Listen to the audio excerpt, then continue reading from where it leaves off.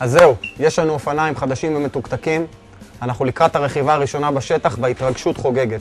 מה צריך לקחת לרכיבה הראשונה? איך בדיוק להעמיס את זה על האופניים ועל הגוף? זה מה שנראה עכשיו.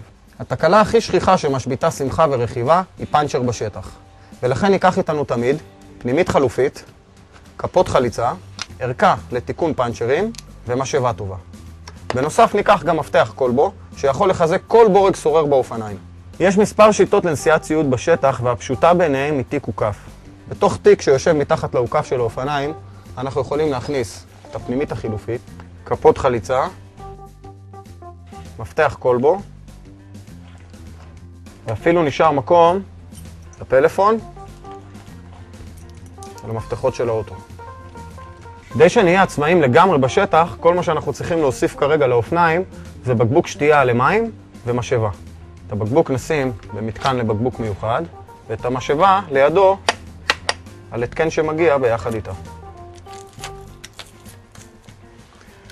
בשנים האחרונות מערכות גב לנשיאת מים וציוד הופכות להיות יותר ויותר פופולריות. תיקי הגב מאפשרים לשאת בנוחות מקסימלית כ3 ליטרים של מים והמון ציוד.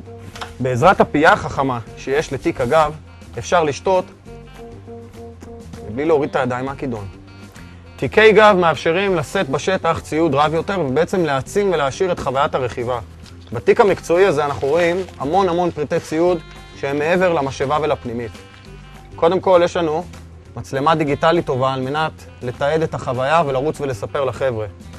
יש לנו פה גם לדרמן, בקבוק שמן גדול, למקרה ואבק המדבר ייבש לנו את השרשרת, מצית, אוזן חילופית למעביר האחורי, שקית מלאה בברגים למקרה חירום, פנימית, כפות חליצה, משרוקית,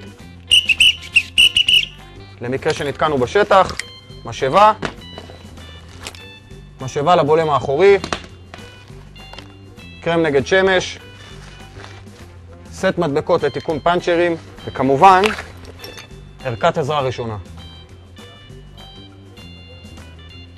יפה מאוד, יש לנו מים, יש לנו כלים לתיקון פאנצ'ר, יש לנו פלאפון, מצלמה, לדרמן, כל מה שצריך, שתהיה לכם אחלה רכיבה בשטח, רכיבה מהנה.